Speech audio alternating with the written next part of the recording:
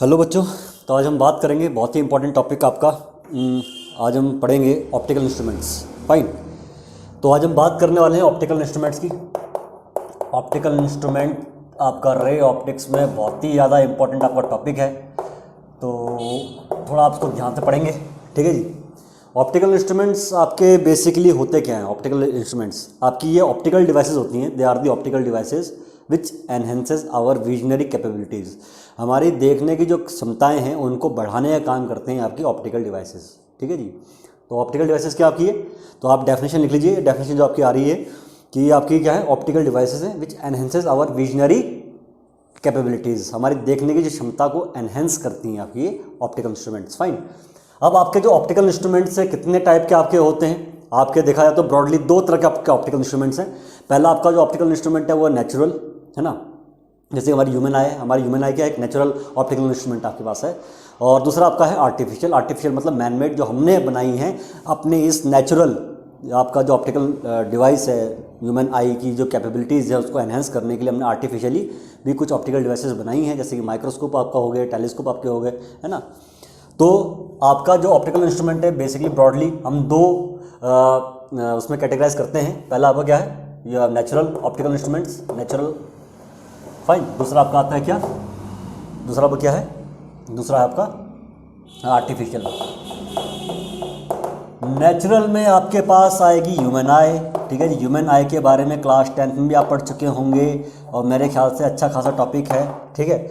इसको मैं एक सेपरेट लेक्चर वीडियो में डिस्कस करूंगा। आज हमारा मोटिव है आपके artificial optical devices, optical instruments की स्टडी करना।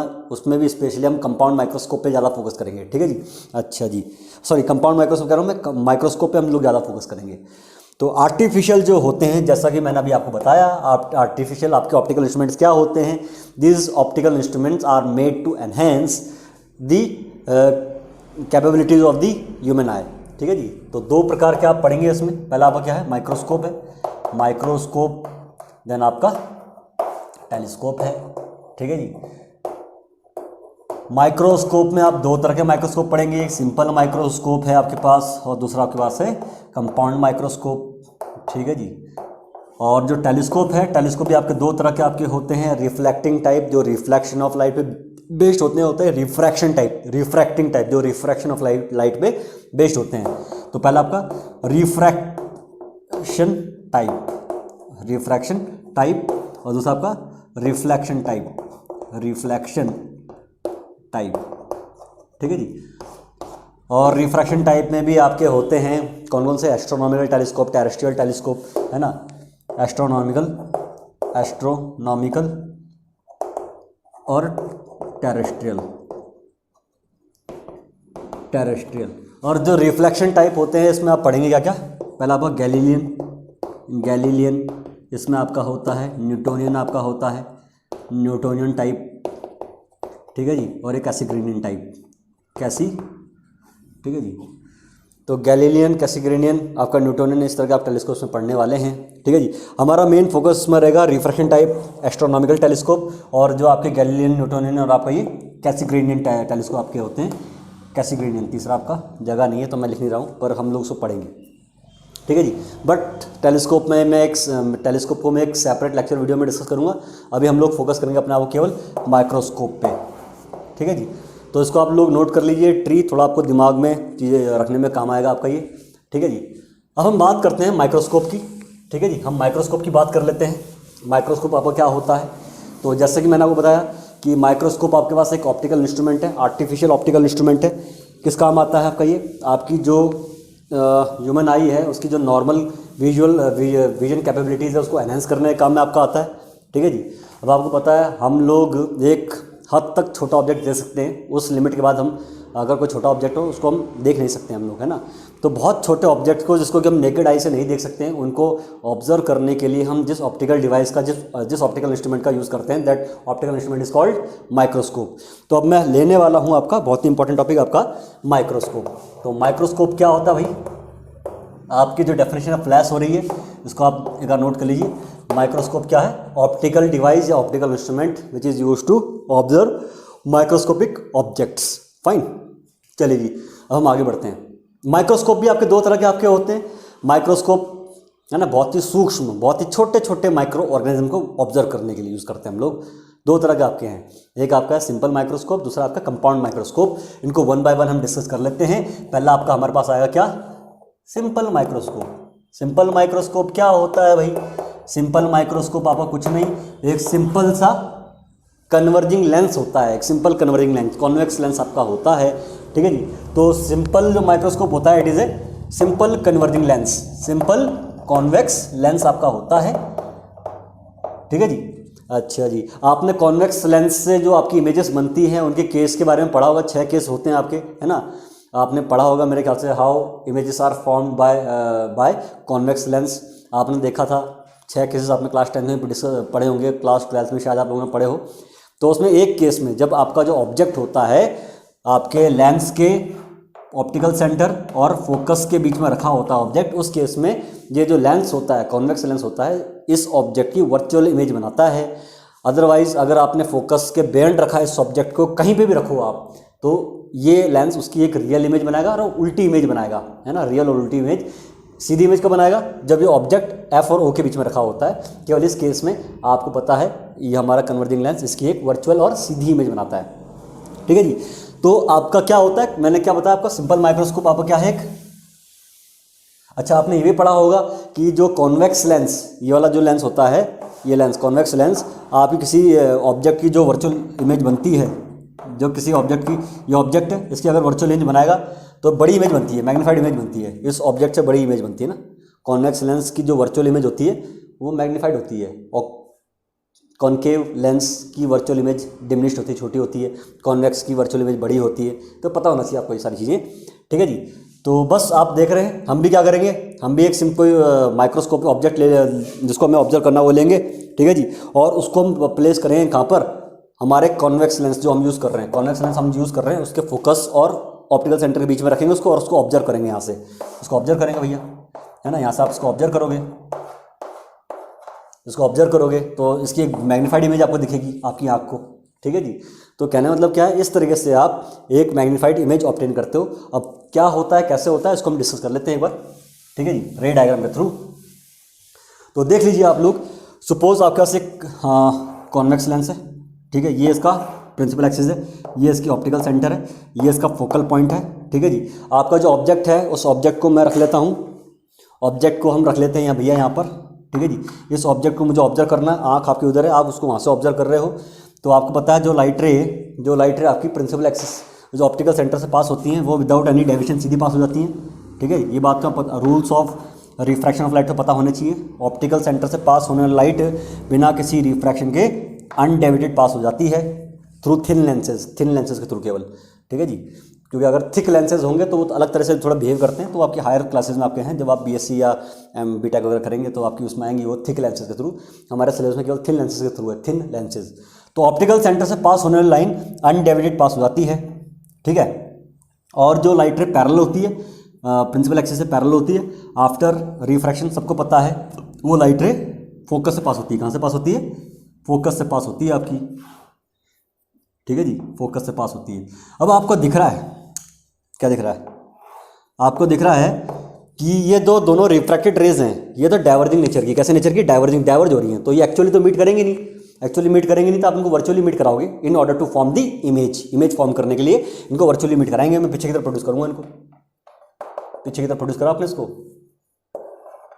पीछे की तरफ प्रोड्यूस करा जी, देखो कहाँ में मिल रही है वर्चुअली, यहाँ मिल रही है वर्चुअली, इस पॉइंट में मिल रही है। तो यहाँ पर आपकी एक मैग्नीफाइड इमेज बन जाएगी, है ना, इस ऑब्जेक्ट की एक मैग्नीफाइड इमेज पीछे बनेगी, ये आपकी मैग्नीफाइड इमेज बन गई, दिख रही है मैग्नीफाइड इमेज ये, ठीक है जी। तो ये इमेज यहाँ पर बन रही है मैग्नीफाइड इमेज, ठीक है जी। इसको मैं बोलता हूँ ए डैश बी डैश, ऑब्जेक्ट आपका है ए बी, ठीक है जी। तो एक आपको वर्चुअल और सीधी इमेज दिख रही है, ऑब्जेक्ट के रेस्पेक्ट में इरेक्ट इमेज है, सीधी इमेज आपकी है, और आपकी आई बेचारी यहाँ पर है, आपकी आई इसको यहाँ से, आप इसको यहाँ से ऑब्जर्व कर रहे हो, है ना। तो ये आपकी आई है, आपकी आई में जो लाइट रेज आ रही हैं,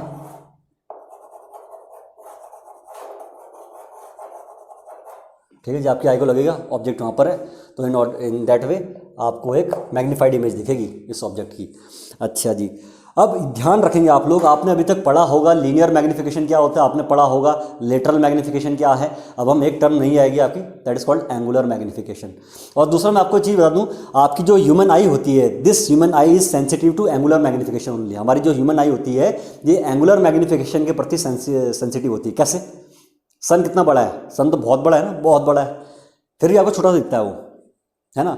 जबकि ट्री है, ट्री सन के कंपेरिजन में क्या है, सन के कंपेरिजन में क्या है, ट्री बहुत छोटा है ट्री, बट स्टिल जो ट्री होता है हमें बड़ा दिखता है ना। अगर कभी आप सनसेट या राइजिंग सन आप देखो तो ट्री के, किसी ट्री के पीछे से निकलता हुआ तो ट्री बड़ा दिखता है, सन छोटा दिखता है। ऐसा क्यों भैया? सन तो इतना बड़ा है, फिर छोटा क्यों दिखता है वो? बिकॉज फ्रॉम दैट डिस्टेंस, उस डिस्टेंस से जहाँ पे सन है और जहाँ पर हम हैं, इतनी डिस्टेंस से आपका जो सन बहुत ही स्मॉल एंगल हमारी आई पे सबटेंड करता है, जबकि ट्री और हमारे बीच की दूरी कंपैरेटिवली बहुत ही कम है, सन तो बहुत दूर है, तो ट्री हमारी आंख पे थोड़ा बड़ा एंगल बनाता है, तो due to which that tree appears bigger than that of sun. तो मीन्स हमारी जो आई होती है ये आपका एंगुलर मैग्नीफिकेशन के प्रति सेंसिटिव होती है। चीज़ का ध्यान रखना आप लोग, कोई कितना ही लंबा चौड़ा क्यों ना हो, अगर आपसे दूर है तो कम एंगल बनाएगा, अगर कम एंगल बनाएगा तो छोटा दिखेगा वो, ठीक है जी। तो आपका कोई भी ऑप्टिकल इंस्ट्रूमेंट क्या करता है, चाहे आपका माइक्रोस्कोप हो चाहे टेलीस्कोप हो, वो कुछ नहीं करता।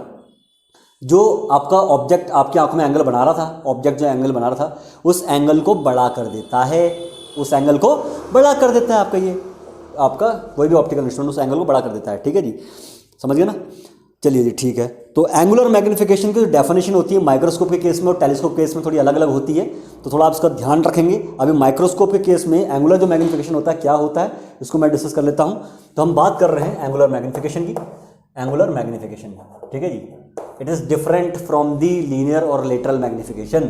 एंगुलर मैग्नीफिकेशन की हम बात कर लेते हैं। एंगुलर मैग्नीफिकेशन को मैं शो करूंगा स्मॉल एम से। आपका एंगुलर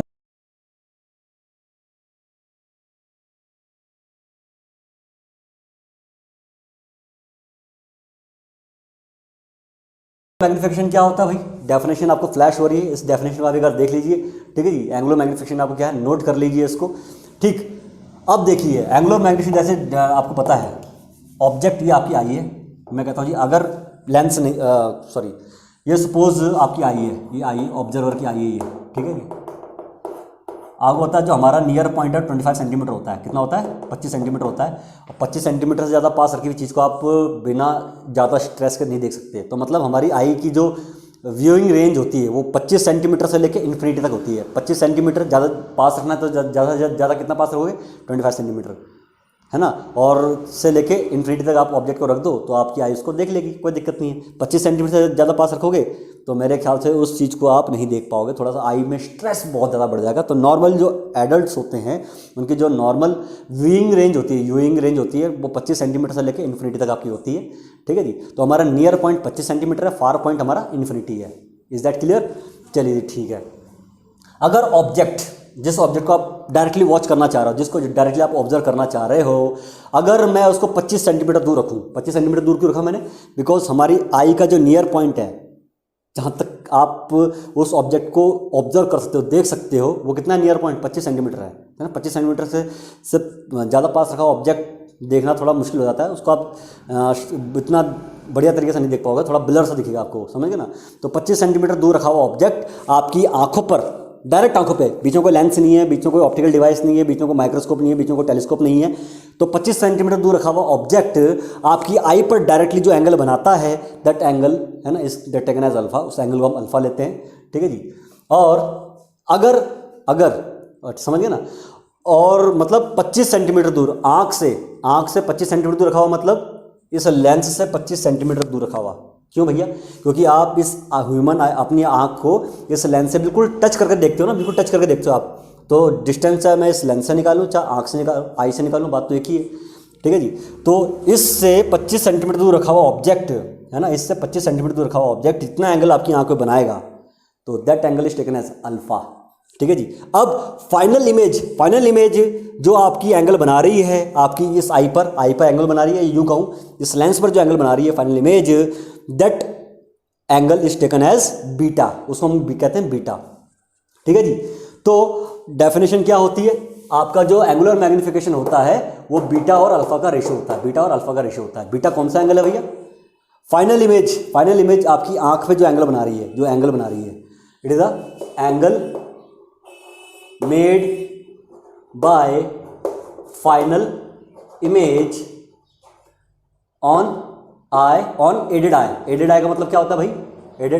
एडेड आई का मतलब है जब आप किसी ऑप्टिकल डिवाइस का यूज़ करोगे, जैसे कि माइक्रोस्कोप का अगर आप यूज़ करते हो, मतलब माइक्रोस्कोप इस केस में क्या है? सिंपल कॉन्वेक्स लेंस है। इस कॉन्वेक्स लेंस को यूज़ करने के बाद जो फाइनल इमेज बन रही है, आपकी आंख पे जो एंगल बनाएगी, फाइनल इमेज जो आपकी आंख पे एंगल बनाएगी, मतलब इस लेंस पे जो एंगल बनाएगी, वो आपका बीटा है अपॉन अगर आप इसका यूज़ ना करो, इस लेंस का यूज़ ना करो और ऑब्जेक्ट को 25 सेंटीमीटर दूर रख के देखो, आंख से 25 सेंटीमीटर दूर रखो, ऑब्जेक्ट को, तब वो ऑब्जेक्ट जो आपकी आंखों में एंगल बनाएगा, वो आपका एंगल क्या है? वो होगा अल्फा। और ये क्या है? Upon angle subtended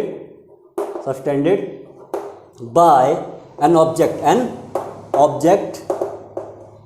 on the eye पे जो एंगल बनाएगा from the distance of 25 centimetre. 25 centimetre क्यों? From the distance of 25 centimetre क्यों? क्योंकि 25 सेंटीमीटर हमारा क्या है? नियर पॉइंट है। इससे ज़्यादा पास ऑब्जेक्ट को रखोगे, है ना, तो हमारी नेकेड आई उसको नहीं देख पाएगी, ब्लर दिखती है। तो अगर कंफर्टेबली आपको उसको देखना है किसी ऑब्जेक्ट को नेकेड आई से, तो एटलीस्ट 25 सेंटीमीटर दूर तक रखोगे उसको, समझ रहे हो? तो 25 सेंटीमीटर दूर रखा हुआ कोई ऑब्जेक्ट आपकी नेकेड आई पे जो एंगल सब्सटेंड करता है, उसको हम अल्फा लेंगे, और इस बीटा और अल्फा का जो रेशियो होगा उसे हम एंगुलर मैग्नीफिकेशन बोलते हैं। क्या बोलते हैं भाई? एंगुलर मैग्नीफिकेशन बोलते हैं। तो ये आपकी एंगुलर मैग्नीफिकेशन की डेफिनेशन है इन केस ऑफ माइक्रोस्कोप। तो इस चीज़ का आप ध्यान रखेंगे, ठीक है जी, कोई दिक्कत नहीं। एंगुलर मैग्नीफिकेशन इसकी कोई यूनिट नहीं होती है, सिंपल रेशियो है आपका बीटा और अल्फा का। It has no unit, it has no unit, no, because एक सिंपल रेशियो आपका ये नो यूनिट। ये मल्टीप्लिकेशन फैक्टर आपको दे रहा है कि भैया ऑब्जेक्ट के रेस्पेक्ट में जो फाइनल इमेज है कितना गुना एंगल बना रही है ना। तो जितना बड़ा एंगल बनाएगी उतना बड़ा आपको ऑब्जेक्ट दिखेगा वो, है ना। चलो जी, ठीक है। तो ये थी एंगुलर मैग्नीफिकेशन की क्या बोलते हैं आपकी डेफिनेशन। इस चीज़ का ध्यान रखना आप लोग, एंगुलर मैग्नीफिकेशन आपको क्या होता है। अब हम बात करते हैं कि जो आपका ये माइक्रोस्कोप है, सिंपल माइक्रोस्कोप है, वो कितना एंगुलर मैग्नीफिकेशन प्रोड्यूस करता है, ठीक है जी। तो जो ये फॉर्मूला हम डिराइव करने वाले हैं, इसको जरा गौर से देखेंगे इस फॉर्मूले को, बिकॉज इस फॉर्मूले को हम आगे यूज़ करने वाले हैं, ठीक है जी। इसी फॉर्मूले को हम कंपाउंड माइक्रोस्कोप में यूज़ करेंगे, और ये एंगुलर मैग्नीफिकेशन की डेफिनेशन फॉर माइक्रोस्कोप आप लोग दिमाग में रखेंगे। अब हम बात करते हैं एंगुलर मैग्नीफिकेशन प्रोड्यूस्ड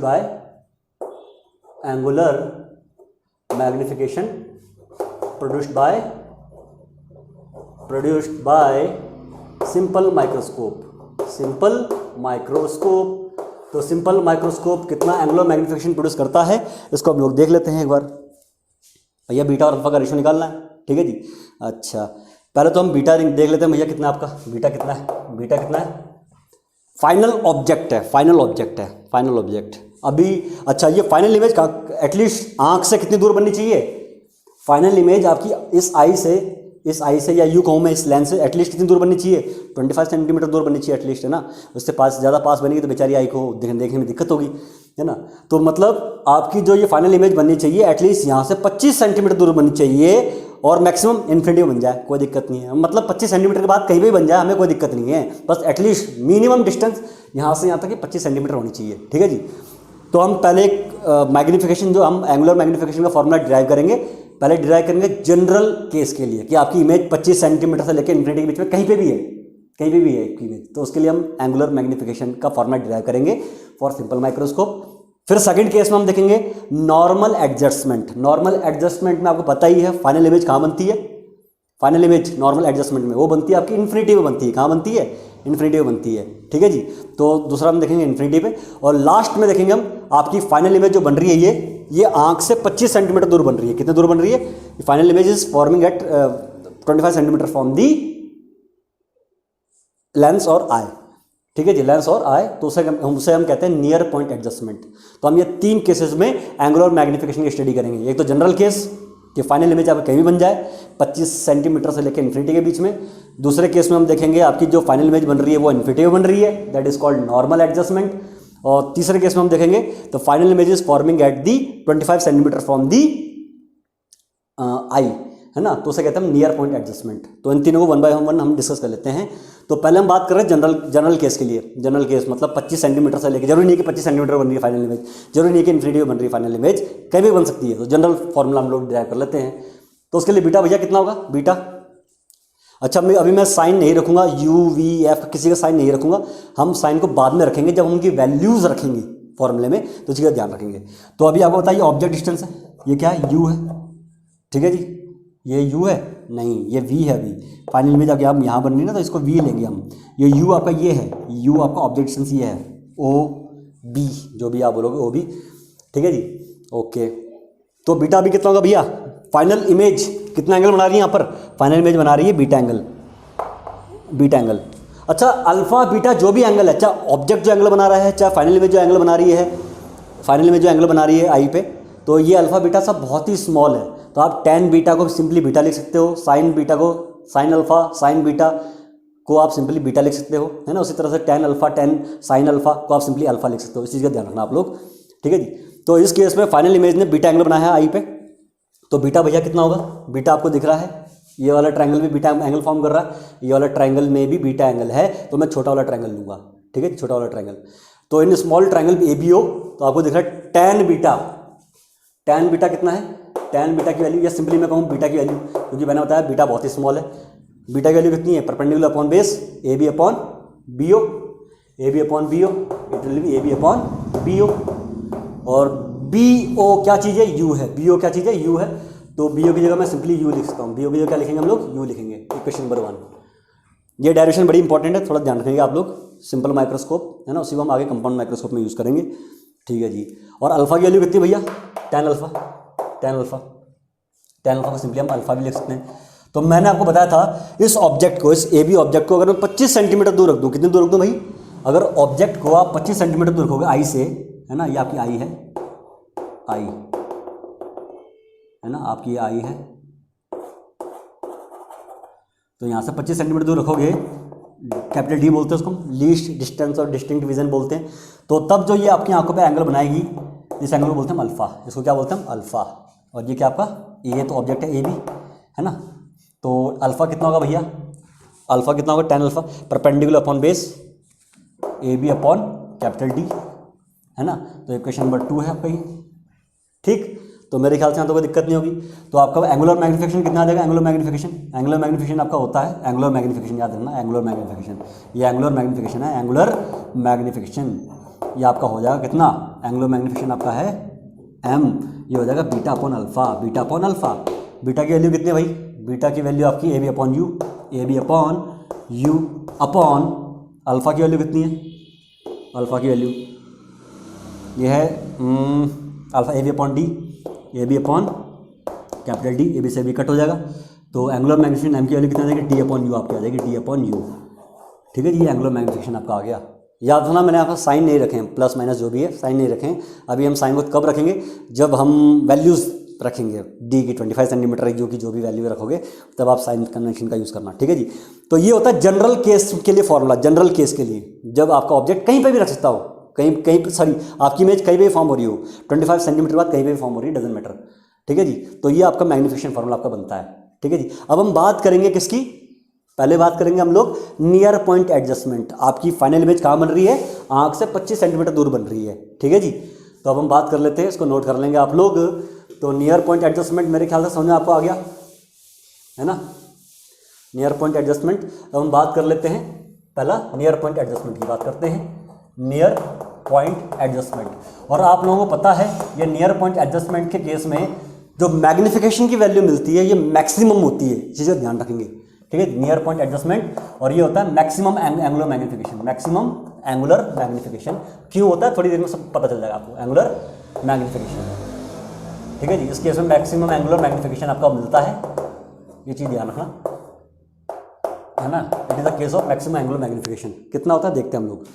तो भैया अब जो हमारे पास v है ना, वो v कैपिटल D के बराबर है, कैपिटल D के बराबर है ये v, 25 सेंटीमीटर दूर बन रहा है ऑब्जेक्ट करो मैं, इमेज, फाइनल इमेज, ठीक है जी। तो इस केस में क्या होगा भैया, बीटा देख लेते हैं कितना है, बीटा, बीटा की वैल्यू कितनी है, बीटा की वैल्यू आपकी होगी a dash B dash, a dash B dash upon O B dash, A dash B dash upon O B dash. मेरे ख्याल से कोई दिक्कत नहीं होगी। बीटा की वैल्यू, बीटा कितना होगा इस केस में, A dash B dash upon O B dash. ठीक है जी, ओके। अल्फ़ा की वैल्यू कितनी होगी, अल्फ़ा की वैल्यू तो आपको पता ही है। ऑब्जेक्ट को अगर 25 सेंटीमीटर दूर रख दे, मतलब इस ऑब्जेक्ट को यहाँ पे रख दूँ, क्योंकि इमेज भी तो 25 यहाँ से 25 सेंटीमीटर इमेज बन रही है। अगर इसी ऑब्जेक्ट को उठा के यहाँ पर रख दूँ, तब ये ऑब्जेक्ट जो एंगल बनाएगा आई पर, इस ऑब्जेक्ट को उठा के भैया यहाँ पे रख दो ना, इस ऑब्जेक्ट को उठा के यहाँ पे टूँ यहाँ ले आओ, तो है ना, यहाँ पे ले आओ। अब ये ऑब्जेक्ट जो एंगल बनाएगा आई पे, ये अल्फ़ा होगा, ये एंगल अल्फ़ा होगा, है ना। इस ऑब्जेक्ट को उठा के आप यहाँ पे ले आए, ठीक है जी। तो ये अल्फ़ा एंगल बनाएगा, तो अल्फ़ा कितना होगा भैया, A B upon D, alpha भी कितना, ए बी अपॉन डी है। ठीक है जी। तो इस केस में आपको जो एंगुलर मैग्निफिकेशन मिलेगा बीटा अपॉन अल्फ़ा, बीटा की वैल्यू कितनी है, ए डैश बी डैश। अच्छा, ओ बी डैश कितना आपका, ओ बी डैश भी आपका कैपिटल डी है, तो ओ बी डैश की जगह इसको A dash B dash upon capital D लिख सकता हूँ ना मैं, ओ बी डैश तो कैपिटल डी है। तो बीटा की वैल्यू कितनी है, A dash B dash upon capital D whole upon alpha की वैल्यू कितनी है, अल्फ़ा की value A B upon capital D, D से डी गया तो यह जाएगा A dash B dash upon A B. तो आप देख रहे हो यहाँ पर जो एंगुलर मैग्निफिकेशन, याद रखना एंगुलर मैग्निफिकेशन किसके बराबर है, A dash B dash upon और A dash B dash upon A B. A dash B dash क्या चीज़ है, ए डैश बी डैश है ऑब्जेक्ट, ये फाइनल इमेज की हाइट, और ए बी क्या है, ऑब्जेक्ट की हाइट। मतलब ये आपको मिल रहा है height of object upon height of image, आपको मिल रहा है। ठीक है जी, अच्छा जी, height of object upon height of image आपको मिल रही है। तो मतलब यहाँ पर जो एंगुलर मैग्निफिकेशन है वो लीनियर मैग्निफिकेशन के बराबर है। मैं फिर से रिपीट कर रहा हूँ, एंगुलर मैग्निफिकेशन जो है वो लीनियर मैग्निफिकेशन के बराबर है। इस चीज़ का ध्यान रखेंगे। तो यहाँ पर जो एंगुलर ये स्टार मार्क करके लिख लो, एंगुलर मैग्निफिकेशन जो है इस केस में magnification equals to linear magnification है, क्योंकि height of image upon height of object, height of image और हाइट ऑफ ऑब्जेक्ट का जो रेशियो होता है उसे लीनियर मैग्निफिकेशन बोलते हैं ना। तो ये लीनियर मैग्निफिकेशन के इक्वल है। तो एंगुलर मैग्निफिकेशन एम कितना हो जाएगा, लीनियर मैग्निफिकेशन होता है height of image upon height of object, और आपने पढ़ा है ये linear magnification V upon U भी होता है, image distance upon object distance ये भी होता है। चलिए जी, अब आगे बढ़ते हैं इसमें। ठीक है जी, तो अभी एंगुलर मैग्निफिकेशन आपने देखा लीनियर मैग्निफिकेशन के इक्वल, आपका ये लीनियर मैग्निफिकेशन के इक्वल है। ठीक है, अब इसी फॉर्मूले को जरा मैं आगे बढ़ाता हूँ। अब आपको पता है हियर इन दिस केस आपका जो ऑब्जेक्ट डिस्टेंस है, नाउ इसी केस में आपका मैं बात कर रहा हूँ नियर पॉइंट एडजस्टमेंट की बात कर रहा हूँ। इसमें u तो आपका माइनस यू लेंगे हम, v क्या है भैया, v आपका माइनस डी के इक्वल है, और फोकल लेंथ इस केस में बताइए प्लस एफ आपकी होगी, है ना, फोकल लेंथ आपकी प्लस एफ होगी। तो लेंस इक्वेशन अगर मैं यूज़ करता हूँ, यूजिंग लेंस इक्वेशन का अगर मैं यूज़ करता हूँ तो लेंस इक्वेशन आपकी है 1/f equals to 1/v minus 1/u। ठीक है जी, अच्छा जी, 1/f की जगह तो 1/f ही आएगा, है ना, 1/f की जगह 1/f ही आएगा, 1/f 1/v की जगह माइनस का d माइनस 1/-u। सॉल्व करोगे आप तो 1/, ये आपका हो जाएगा कितना, हमें चाहिए 1/u की वैल्यू चाहिए, तो 1/, ये 1/ प्लस का 1/u हो जाएगा, इसको आप इधर ले आओ तो आपको मिलेगा क्या, 1/u की वैल्यू कितनी मिलेगी आपको, 1/u की वैल्यू मिलेगी हमें, देख लेते हैं हम लोग, हमें 1/u की वैल्यू कितनी मिलेगी भैया, हमें 1/u की वैल्यू मिलेगी 1/f plus 1/d plus 1/d, है ना। हमें 1/u की वैल्यू कितनी मिलेगी, 1/f प्लस 1/d ये मिलेगी। इसको मान लेते हैं हम लोग इक्वेशन नंबर 1। आपको पता है पहले अभी हमने पता किया था जो लीनियर एंगुलर मैग्निफिकेशन होता है वो कितना होता है, अभी हमने एक फॉर्मूला डिराइव किया था d/u, है ना। शुरुआत में जो नॉर्मल उसके लिए था कि कहीं पे भी बने, कहीं पे भी फाइनल इमेज कहीं भी बने, उस केस में हमने एंगुलर मैग्निफिकेशन फॉर्मूला कितना था, d/u था, है ना। तो d को d की जगह रखेंगे, 1/u की जगह हम क्या रखेंगे, 1/u की जगह इसको रख देंगे हम लोग, d इंटू 1/u, 1/u की जगह क्या रखेंगे 1/f प्लस 1/d, d को अंदर भेज देंगे तो m की वैल्यू कितनी आपकी आ जाएगी, m की वैल्यू आपके पास आ जाएगी कितनी, m equals to d/f d/d 1, तो ये हो जाएगा 1 plus 1 plus D upon F, ये आपका मैग्नीफिकेशन फॉर्मूला हो जाएगा। ठीक है जी, ये बड़ा इंपॉर्टेंट फॉर्मूला है आपका। ये किसके लिए है भैया, ये वाला एंगुलर मैग्नीफिकेशन फॉर्मूला आपको किसके लिए आया, ये आया जब आपकी जो फाइनल इमेज है यहाँ से 25 सेंटीमीटर दूर बनती है। ठीक है जी, तो बहुत ही इंपॉर्टेंट फॉर्मूला है, इसको जरा इंपॉर्टेंट नोट कर लेंगे, सीबीएसई के पॉइंट ऑफ व्यू से बड़ा इंपॉर्टेंट आपका ये। ठीक, अच्छा जी, जो अब हमारा नेक्स्ट टॉपिक है, अब जो हमारा है इसमें तो हमने देखा था जो फाइनल इमेज कहाँ बन रही थी, ये नियर पॉइंट एडजस्टमेंट है। फाइनल इमेज आपकी बन रही थी यहाँ से 25 सेंटीमीटर दूर। अब हम लेंगे आपकी जो फाइनल इमेज है कहाँ बन रही है, वो इन्फिनिटिव बन रही है। कहाँ बन रही है, इन्फिनिटिव बन रही है, तो that is called normal adjustment. ठीक है जी, अब हम बात करेंगे नॉर्मल एडजस्टमेंट की।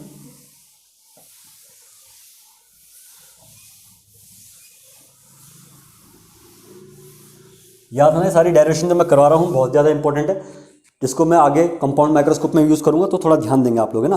अब हम बात कर रहे हैं सेकंड आपका है कौन सा एडजस्टमेंट आपका, ये normal adjustment. Normal adjustment, normal adjustment. ठीक, अब ये नॉर्मल एडजस्टमेंट है, तो इसमें फाइनल इमेज कहाँ पे, इन्फिनिटी आगे बन रही है। ठीक है जी, तो ये आपका लेंस है, कॉन्वेक्स लेंस है, ये प्रिंसिपल एक्सिस है, ये आपका फोकल पॉइंट है, ये आपका ऑप्टिकल सेंटर है, ये आपका ऑब्जेक्ट, जो लाइट रे आपकी जा रही हैं, ये लाइट रे सीधी चली गई आपकी अनडाइवर्टेड, फाइन, और जो ये लाइट रे है ये भी आपकी अनडाइवर्टेड फोकस से पास हो गई आपकी, तो ये फोकस से पास होगी। तो आपको दिख रहा है इसमें जो आपकी रिफ्रैक्टेड रेज है वर्चुअली, सॉरी एक्चुअली तो कोई मिलेंगी नहीं, तो ये आपकी आई है, अगेन आपकी आई है ना, ये आपकी आई है, ये रही आपकी आईब्रोज। ठीक है जी, तो आपकी जो फाइनल इमेज इन्फिनिटिव है। ठीक है जी, तो आप कह सकते हो ये आपकी इमेज कैसे बनेगी, वर्चुअल बनेगी और एट इन्फिनिटी बनेगी। कैसे बनेगी, वर्चुअल और इन्फिनिटी बनेगी आपकी इमेज, फाइनल इमेज। ठीक है जी, तो मेरे ख्याल से इसमें कोई दिक्कत नहीं होगी, है ना, इसमें आपको कोई दिक्कत नहीं होनी चाहिए। तो फाइनल इमेज एक तरह से कितना एंगल सस्पेंड कर रही है आई पे, बीटा एंगल सस्पेंड कर रही है। कितना एंगल सस्पेंड कर रही है, बीटा। ये आपका ए बी ऑब्जेक्ट है आपका ये। ठीक है जी, ओके। इस केस में बीटा कितना भैया आपका, बीटा निकाल लेते हैं इस केस में। बीटा कितना है, बीटा आपका पास है tan बीटा, और tan बीटा, चलो tan beta angles are very small, तो tan beta can be taken as beta, and tan beta is what, perpendicular upon base.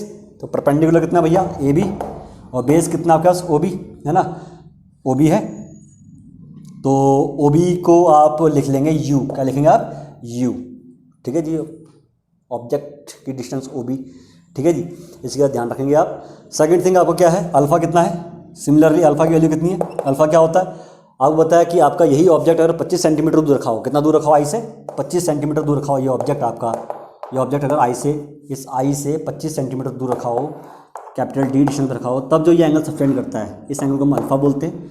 तो अल्फा की वैल्यू कितनी होगी, perpendicular again A B, perpendicular कितना again A B upon capital D, A B upon capital D. याद रखना मैं किसी प्रकार का साइन कन्वेंशन यूज़ नहीं कर रहा हूँ, आप साइन का यूज़ तब करेंगे जब आप फॉर्मूले में पुट करेंगे वैल्यूज़, न्यूमेरिकल वैल्यूज़ पुट करेंगे। ठीक है जी, तो यहाँ से आपका एंगुलर मैग्नीफिकेशन कितना मिलेगा भाई, एंगुलर मैग्नीफिकेशन एम कितना मिलेगा, वो होता है beta upon alpha, beta upon alpha. Beta की वैल्यू कितनी है भाई, बीटा के लिए ए बी अपॉन यू है। तो अच्छा, फाइनल इमेज हमारी कहाँ पर है, इन्फिनिटिव है, फाइनल इमेज हमारी इन्फिनिटिव है, इसी का ध्यान रखना है।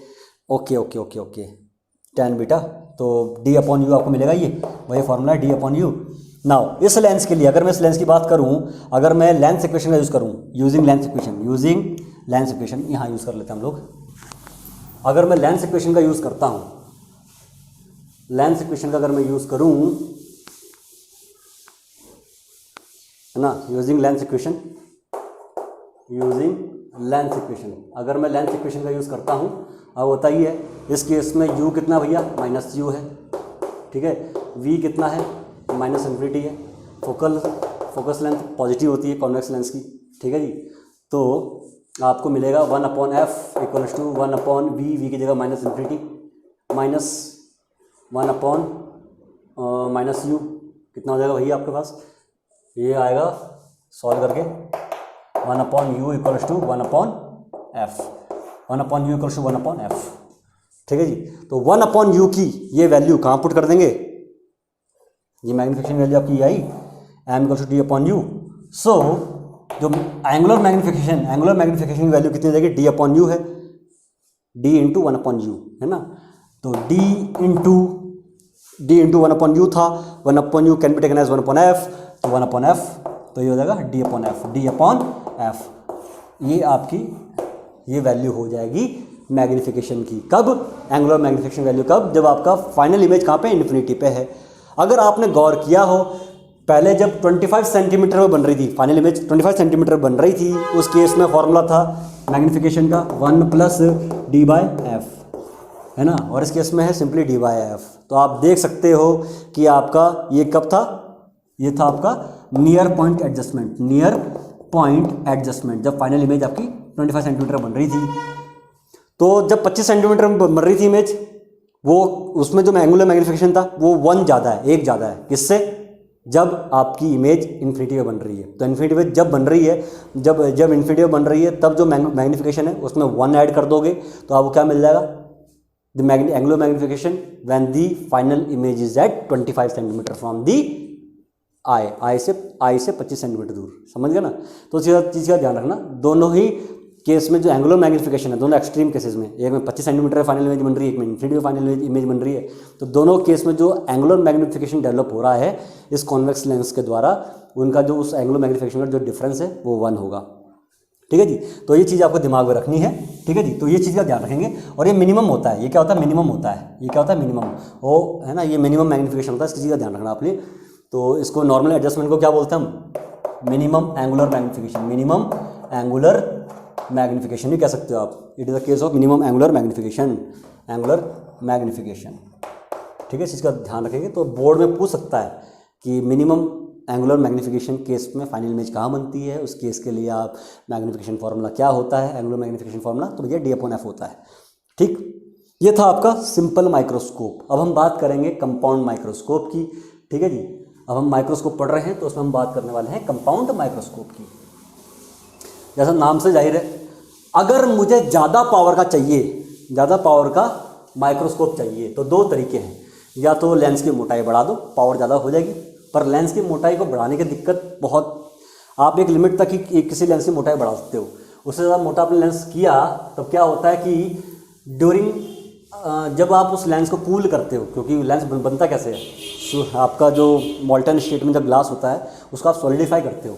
तो अगर मोटा लेंस होगा तो होता क्या है, हो सकता है कि बाहर का जो बल्क है, ग्लास का जो बल्क है मोल्टन का, वो जल्दी ठंडा हो जाए और जल्दी सॉलिडिफाई हो जाए, और अंदर का बल्क थोड़ा धीरे धीरे सॉलिडिफाई होता है। ठीक है जी। और जिससे अनइवन सॉलिडिफिकेशन से क्या होता है, अनइवन रिफ्रैक्टिव इंडेक्स क्रिएट होता है लेंस का, है ना। तो जितना मोटा लेंस होता है उसके अंदर वो अनइवननेस ज़्यादा होगी, रिफ्रैक्टिव इंडेक्स की अनइवननेस ज़्यादा होगी। तो जिसकी वजह से आपको कांस्टेंट रिफ्रैक्टिव इंडेक्स का लेंस नहीं मिलता है। तो एक हद तक ही आप थिक लेंसेज का यूज़ कर सकते हैं, उसके बियॉन्ड थोड़ा सा दिक्कत हो जाती है, क्रोमेटिक एबरेशन डेवलप करने लग जाते हैं वो वाले लेंसेज। तो दूसरा यूज़ क्या है, आप एक से ज़्यादा थिन लेंसेज का यूज़ करके एक कॉम्प्लेक्स, एक कंपाउंड सिस्टम बनाओ जो कि डिज़ायर्ड पावर डेवलप कर ले, जितने पावर का आपको माइक्रोस्कोप चाहिए। ठीक है जी। तो हम बात करते हैं कंपाउंड माइक्रोस्कोप की। Section B is of compound microscope. Compound microscope, हम कंपाउंड माइक्रोस्कोप की बात कर रहे हैं। कंपाउंड माइक्रोस्कोप में आपके सिंपल जो सबसे बेसिक जो उसका डायग्राम है, इस बेसिक डायग्राम में आपके 2 लेंसेज होते हैं। ठीक है जी। एक लेंस, इसको हम कहते हैं क्या, objective. Why it is called so, because it is kept closer to the object. And another lens is called eyepiece. Another lens is called eyepiece. Why it is called so? Because that lens is kept closer to the eye, human eye के पास में रखते हैं। ठीक है जी।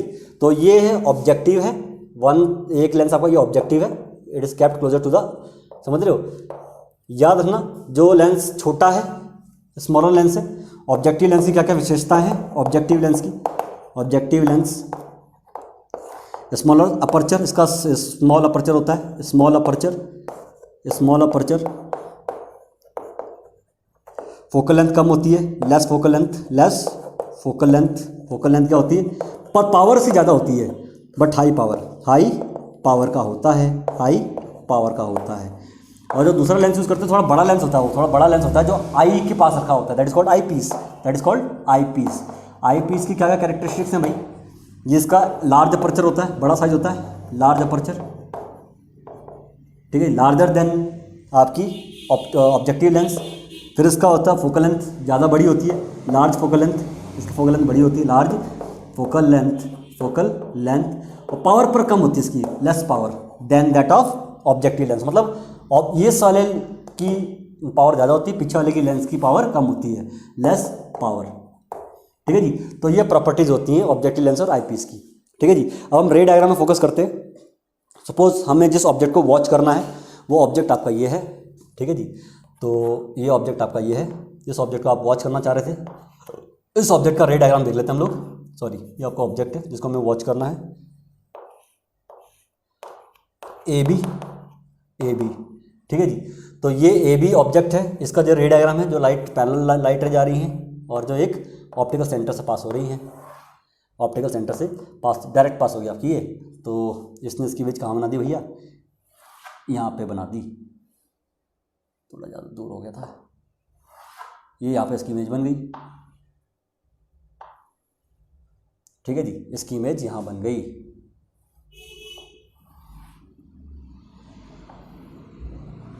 ठीक है जी। तो ये एक इंटरमीडिएट इमेज आपकी यहाँ बन जाएगी, यहाँ पे एक इंटरमीडिएट इमेज बन जाएगी। इस इमेज को कहूँगा मैं ए डैश बी डैश, ये इंटरमीडिएट इमेज है, ये फोकल पॉइंट है, ठीक है जी। इसी का ध्यान रखेंगे आप लोग, ठीक। अच्छा जी, अब ये लाइट, अब दूसरा ये दिस लाइट रेज है ना, जो ये आपकी लाइट रे आपकी ये आ गई, now they will encounter a secondary lens, दूसरे लेंस को एनकाउंटर करेंगी। वो लेंस आपका मैं यहाँ पे ड्रॉ कर देता हूँ। अच्छा friend, due to some reasons उससे पहले वाला वीडियो थोड़ा डिलीट हो गया था हमसे, तो इसलिए हमें फिर से शूट करना पड़ रहा है। तो हम बात कर रहे हैं कंपाउंड माइक्रोस्कोप की। कंपाउंड माइक्रोस्कोप में दो लेंसेज होते हैं, जैसे मैं आपको ऑलरेडी बता चुका हूँ। एक लेंस आपका होता है क्या, आपका एक लेंस होता है ऑब्जेक्टिव, जो ऑब्जेक्टिव पास में रखा होता है। दूसरा होता है आई पीस, जो कि जिससे कि जिसके पास हम अपनी आई को रखते हैं, ठीक है जी।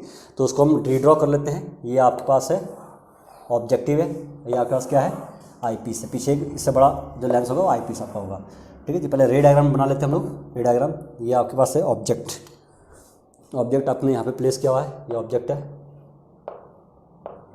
ये ऑब्जेक्ट है, ठीक है जी। जो लाइट रे इसमें से जा रही हैं, जो ऑप्टिकल सेंटर से पास होगी जो लाइट रे, they will pass straight without any refraction. और ये आप दूसरी लाइट रेज आपकी है, ये दे विल ये आपकी फोकस से पास होकर इसको यहाँ पे इंटरेक्ट करेंगी, ठीक है जी। तो आपकी एक इंटरमीडिएट इमेज आपकी यहाँ बनेगी, ये इंटरमीडिएट इमेज बनेगी यहाँ पे।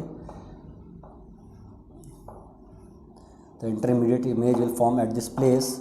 इस इंटरमीडिएट इमेज को मैं कह देता हूँ क्या, इस इंटरमीडिएट इमेज को हम लोग बोल देते हैं ए डैश बी डैश, ठीक है जी। और फिर आपका यहाँ पे क्या है, एक बड़ा सा लेंस है, that is called I piece.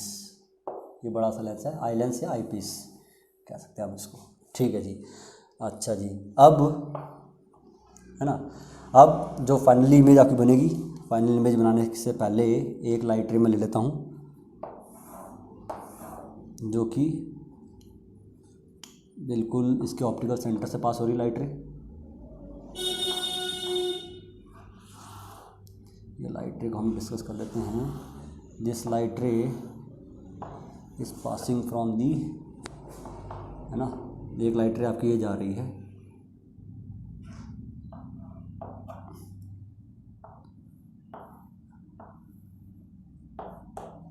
मुझे फाइनल इमेज यहाँ पे बनानी है। तो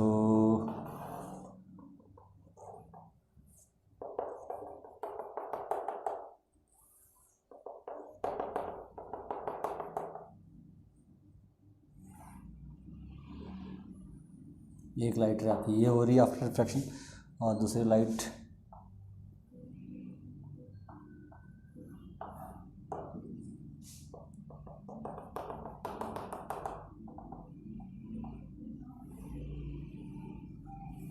आपकी ये है,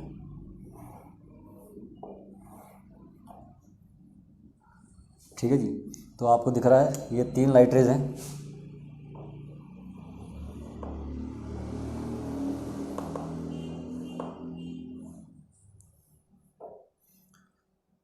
ठीक है।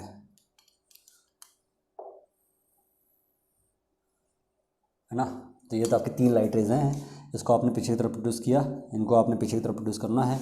एक लाइट रेज आपकी ये थी,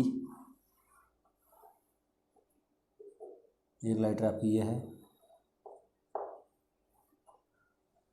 ठीक, और ये लाइट रे आपने आर्बिट्री बनाई है जो कि ऑप्टिकल सेंटर से पास हो रही है इसके।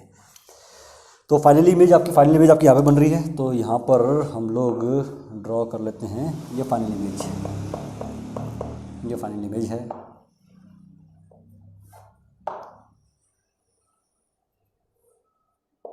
फाइनल इमेज जो ये है, ये फाइनल इमेज आपकी, इसको कहूँगा A''B'', फाइन। अच्छा जी, अब हम इसमें एंगुलर मैग्नीफिकेशन के लिए वैल्यू फाइंड कर रहे हैं। एंगुलर मैग्नीफिकेशन अब क्या होता है इसको हम लोग देख लेते हैं इसमें। तो एंगुलर मैग्नीफिकेशन पहले हम फाइंड करेंगे जनरल। अब हो सकता है कि ये फाइनल इमेज जो बन रही है यहाँ से 25 सेंटीमीटर दूर बन रही हो सकता है कि ये फाइनल इमेज यहाँ से इन्फिनिटी में बन रही हो, है ना। पर हम पहले कौन सा केस लेंगे, जब आपकी जो फाइनल इमेज है वो 25 सेंटीमीटर के बियॉन्ड कहीं पे बन रही है, कोई जनरल केस हम लोग लेंगे। तो हम बात कर रहे हैं एंगुलर मैग्नीफिकेशन की, एंगुलर मैग्नीफिकेशन की बात कर रहे हैं, मैग्नीफिकेशन, ठीक है, जनरल केस के लिए। तो आपको पता है जनरल केस के लिए जो एंगुलर मैग्नीफिकेशन क्या होगा आपको ये, ठीक है जी। इसको हम बोल देते हैं ये है AB, ये है AB, ठीक। अच्छा जी, एंगुलर मैग्नीफिकेशन का फॉर्मूला क्या होता है, ये होता है बीटा अपॉन अल्फा। बीटा की वैल्यू कितनी भैया, बीटा क्या होता है, फाइनल इमेज जो है A''B'' जो एंगल सस्टेंड कर रही है, बीटा एंगल सस्टेंड कर रही है, बीटा एंगल। तो बीटा फाइनल इमेज भी सस्टेंड कर रही है, और आप ये कह सकते हो स्मॉल ट्रायंगल A''B''O, इस वाले ट्रायंगल में भी बीटा है। तो बीटा को मैं क्या लिखता हूँ, A''B' upon OB', A''B' upon OB' upon final image. और अल्फ़ा कितना होता है भैया, अल्फ़ा होता है कि आपका फाइनल क्या होते हैं, अल्फ़ा क्या होता है, अगर ऑब्जेक्ट को मैं 25 सेंटीमीटर दूर रखूँ, 25 सेंटीमीटर दूर रखता हूँ यहाँ से, कैपिटल D दूरी पर रखता हूँ, तब जो ये एंगल बनाता है आँख पे उसे हम अल्फ़ा कहते हैं, है ना। AB ये आपका जो है इमेज ऑब्जेक्ट को जब आप इस आई लेंस से आई से ह्यूमन आई से 25 सेंटीमीटर दूर रखोगे, तब जो ये एंगल बनाएगा आई पे वो अल्फ़ा होता है आपका ये। तो उसको हम लिखेंगे AB अपॉन इसको बोलेंगे OB, ठीक है जी। A''B' क्या होता है आपका, A''B', इसको हम क्या सिंपली लिख सकते हैं, A''B' upon AB into OB upon OB'। अच्छा जी, OB क्या चीज़ है, OB, इसका भी सॉरी ये O है, ये O1 मान लेते हैं, इसको O2 मान लेते हैं। तो ये कौन सा बीटा है, बीटा के लिए कौन सा आ रहा है, O2B' आ रहा है, O2B', और इसके लिए O1B, तो O2B' O1B। तो O1B कितना भैया, O1B आपके पास है क्या ये ऑब्जेक्ट डिस्टेंस है, ये क्या चीज़ है, ऑब्जेक्ट डिस्टेंस आपका ये है ना। तो उसको हम क्या लिख सकते हैं, सिंपली O1B को इसको हम लिख सकते हैं A'। अच्छा, A''B', इसको आप क्या लिख सकते हो, O1B को आप लिखोगे क्या, कोई मिस्टेक होगी हमसे, O1B आपको ऊपर आ जाएगा अल्फ़ा क्या है भाई आपका AB अपॉन O1B। अच्छा, O1B तो हमारे पास D है ना, O1B तो हमारे पास D है, O1B कितना है, D है। अगर O1B किसके लिए, अल्फ़ा के लिए है। अल्फ़ा क्या होता है, अगर ऑब्जेक्ट 25 सेंटीमीटर कैपिटल D दूरी पर रखा हो तब वो एंगल जो सस्टेंड करता है ना, AB अपॉन D अल्फ़ा होगा AB अपॉन D। O1B कितना है, कैपिटल D है, तो उसको आप लिखो कैपिटल D अपॉन O2B' कितना है, O2B' को क्या लिख सकते हो आप, O2B' क्या है, इस लेंस के लिए ऑब्जेक्ट की डिस्टेंस, क्योंकि इसकी जो इमेज है वो इस लेंस के लिए ऑब्जेक्ट का काम करेगी। तो ये क्या है भाई, ये आपके पास है object distance for eyepiece. तो O2B' इज UE, उसको मैं UE लिख दूँगा, है ना, इंटू A''B' अपॉन AB। ये क्या चीज़ है भैया, इसको लिखना है हाइट ऑफ इमेज, किसके लिए हाइट ऑफ इमेज है ये, height of image for objective के लिए ये इमेज है या ऑब्जेक्ट है। तो A''B' height of image upon height of object. तो ये आपको मैग्नीफिकेशन मिल रहा है, एंगुलर मैग्नीफिकेशन मिल रहा है आपको, एंगुलर मैग्नीफिकेशन आपको इतना मिल रहा है। अगर आप ध्यान से देखो तो आपको नहीं लगता जो एंगुलर मैग्नीफिकेशन है वो क्या है, linear magnification produced by the objective. Objective ने कितना लीनियर मैग्नीफिकेशन प्रोड्यूस किया है, n2। ये क्या चीज़ है, अगर आपको याद हो सिंपल माइक्रोस्कोप के केस में, सिंपल माइक्रोस्कोप के केस में आपका जो मैग्नीफिकेशन फॉर्मूला आ रहा था, याद है फर्स्ट केस में d/u ही आ रहा था, याद है ना, जब आपका ये ऑब्जेक्ट था, इस ऑब्जेक्ट के पीछे इमेज बन रही थी, है ना, तो इस केस में जो सिंपल केस में ये इमेज कहीं भी बन सकती है, फाइनल इमेज कहीं भी बन सकती है, 25 सेंटीमीटर से लेके कहीं भी बन सकती है आपकी ये, तो उस केस में मैग्नीफिकेशन फॉर्मूला d/u ही आ रहा था, है ना। तो वर्चुअल इमेज बन रही थी, कैसी इमेज बन रही थी इसकी, वर्चुअल इमेज बन रही है। यहाँ पे वर्चुअल इमेज कौन बना रहा है इन दोनों में से, ये बना रहा है लेंस, ये भी कॉन्वेक्स लेंस है, ये भी कॉन्वेक्स लेंस था, वर्चुअल इमेज है ना, देखो इसकी ये वर्चुअल इमेज यहाँ बना रहा है, समझ गए ना। तो मतलब ये जो फॉर्मूला आपका आ रहा है d/u ही, उस वाले केस में भी सिंपल कॉन्वेक्स, जो सिंपल आपका माइक्रोस्कोप था उस केस में भी d/u ही था। तो इस केस में जो ये आपका ये आ रहा है ना, ये इसका मैग्नीफिकेशन फार्मूला ऑफ आईपीस आ रहा है, आईपीस आ रहा है हमारा, इस आईपीस का है, क्योंकि आईपीस भी तो वर्चुअल इमेज बना रहा है, और सिंपल माइक्रोस्कोप में जब वर्चुअल इमेज बन रही थी तो मैग्नीफिकेशन फार्मूला d/u ही आ रहा था, d/u आ रहा था, d/u आ रहा था, है ना। तो यहाँ पर d/u ही क्या है, it is the magnification produced by the eyepiece. तो आप कह सकते हो जो कंबाइंड मैग्नीफिकेशन पावर होगी, कंबाइंड एंगुलर मैग्नीफिकेशन होगा, इन दोनों का लेंसेज का जो कंबाइंड एंगुलर मैग्नीफिकेशन होगा कितना होगा, magnification produce by the objective, objective ने कितना मैग्नीफिकेशन प्रोड्यूस किया है ना, into magnification produce by the eyepiece, eyepiece ने कितना एंगुलर मैग्नीफिकेशन प्रोड्यूस किया, समझ रहे हो। तो कहने मतलब क्या है, ये फॉर्मूला बड़ा इंपॉर्टेंट आपका, ये इसके डायरेक्शन में पूछ सकते हैं, सीबीएसई के पॉइंट ऑफ व्यू से बड़ा इंपॉर्टेंट आपका ये, ठीक है जी, इस चीज़ को आप ध्यान में रखेंगे। अच्छा जी, a-b' ये क्या है, a-b' height of image upon height of object for objective lens, है ना, मैग्नीफिकेशन एमओ, ऑब्जेक्टिव का मैग्नीफिकेशन कौन सा, किस प्रकार का मैग्नीफिकेशन है, ये लीनियर मैग्नीफिकेशन है। और आप लोगों को अच्छी तरह से पता है लीनियर मैग्नीफिकेशन क्या होता है, वो होता है image distance upon object distance into M, कितना है, m तो d/u ही है, खैर, है ना। ये आपका फॉर्मूला आपका आ गया, ठीक है जी। बिकॉज आपको पता है ऑब्जेक्टिव का जो लीनियर मैग्नीफिकेशन है, एमओ क्या है, लीनियर मैग्नीफिकेशन बाय ऑब्जेक्टिव, वो कितना है, v/u, vo वो होता है height of image upon height of object, और v/u height of image a-b' upon height of object, समझ गए ना। तो इस चीज़ का आप ध्यान रखेंगे। अच्छा जी, तो इस चीज़ का ध्यान रखना, तो ये आपका इंपॉर्टेंट फॉर्मूला आपका ये, ठीक है। तो ये जनरल फॉर्मूला है कि आपकी इमेज कहीं भी बन रही है, 25 सेंटीमीटर के बियॉन्ड कहीं भी बन रही है आपकी ये। अब हम बात करते हैं 1 बाय 1 कि फाइनल इमेज पहले 25 सेंटीमीटर बन रही है, तो मतलब आपका नियर पॉइंट एडजस्टमेंट, ठीक है। तो नियर पॉइंट एडजस्टमेंट के केस में क्या होगा फॉर्मूला, तो पहले हम बात कर लेते हैं near point adjustment, near point adjustment, near point adjustment, ठीक है जी। नियर पॉइंट एडजस्टमेंट में फाइनल इमेज कहाँ पे बन रही है भाई, फाइनल इमेज बन रही है आपकी 25 सेंटीमीटर पे, ठीक है। तो फाइनल इमेज आपकी 25 सेंटीमीटर बन रही है, तो मैग्नीफिकेशन फार्मूला होता है MO इंटू ME। MO मतलब ऑब्जेक्टिव का मैग्नीफिकेशन, ये होता है VO। VO क्या चीज़ है, ऑब्जेक्ट के लिए VO ये है, इस लेंस के लिए ऑब्जेक्ट डिस्टेंस ये है, ऑब्जेक्ट डिस्टेंस ये है, और इसके लिए इमेज डिस्टेंस ये है VO, ठीक है जी। तो VO इसके लिए image distance upon object distance ही क्या होगा, मैग्नीफिकेशन होगा, into magnification produce by the eyepiece.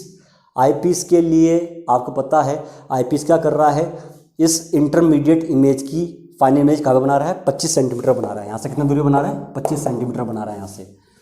तो आपको पता है ना, तो 25 सेंटीमीटर पे इमेज बनती है, तो मैग्नीफिकेशन क्या होता है, कॉन्वेक्स लेंस का हमने डिराइव किया था सिंपल माइक्रोस्कोप के केस में, वो होता है 1 + d/fe, होता है नहीं होता भाई।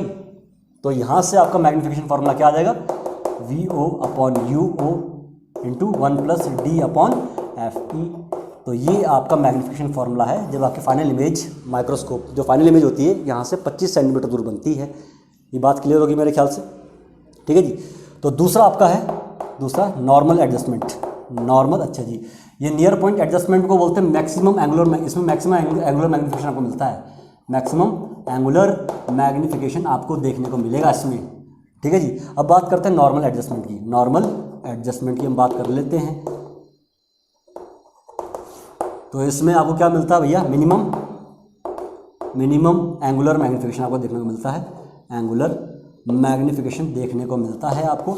और मिनिमम एंगुलर मैग्नीफिकेशन कितना होता है भाई, देखते हैं। तो अब फाइनल इमेज कहाँ बन रही है, इससे इन्फिनिटी में बन रही है, इससे इन्फिनिटी में बन रही है, अब डी पे नहीं बन रही फाइनल इमेज, कहाँ बन रही है, यहाँ से इन्फिनिटी में बन रही है।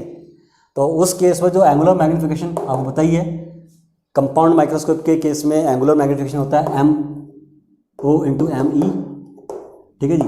MO तो होता है VO/U, यही रहने वाला है ना। इसका जो मैग्नीफिकेशन होगा वो कितना होगा, VO/UO। बट आईपीस क्या कर रहा है, ये वाला लेंस क्या कर रहा है, इस इंटरमीडिएट इमेज की फाइनल इमेज को इन्फिनिटी में बना रहा है। फाइनल इमेज को कहाँ बना रहा है, इन्फिनिटी में बना रहा है। तो हमने सिंपल माइक्रोस्कोप के केस में डिराइव कर चुके हैं कि जब कोई लेंस किसी ऑब्जेक्ट की इमेज को इन्फिनिटी में बनाता है तो उसका मैग्नीफिकेशन कितना होता है, D/F होता है। और यहाँ पे F किसका है, आईपीस का, तो FE आपका आ जाएगा यहाँ पे, ठीक है। तो यहाँ पे FE आपका आ जाएगा, तो ये आपका आ जाएगा, ठीक है जी। तो ये आपका मैग्नीफिकेशन फार्मूला है, बड़ा इंपॉर्टेंट मैग्नीफिकेशन फार्मूला आपका ये, इसको दिमाग में रखेंगे आप लोग, ठीक।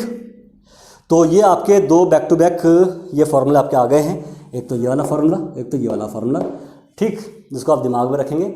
और इस D/FE वाले की डायरेक्शन तो आप देख ही चुके हैं, ये हमने कैसे लेके आए थे सिंपल माइक्रोस्कोप के केस में, ठीक है जी। तो ये आपके magnification produce by the compound microscope है। तो आप लोग इतना देखेंगे, ठीक। मैं इसमें एक वीडियो लेक्चर बनाऊंगा आपके लिए, टेलीस्कोप के लिए बनाऊंगा। आफ्टर दैट एक वीडियो लेक्चर आपका और बनेगा जिसमें कि हम लोग न्यूमेरिकल्स डिस्कस करेंगे based on microscope and telescope, ठीक है जी। फॉर दैट आप लोगों को अगर वीडियो पसंद आया हो तो आप लोग कमेंट करके बता सकते हैं कि आप इसमें और किस टॉपिक पे वीडियो देखना चाह रहे हैं। फाइन, चलिए ठीक है।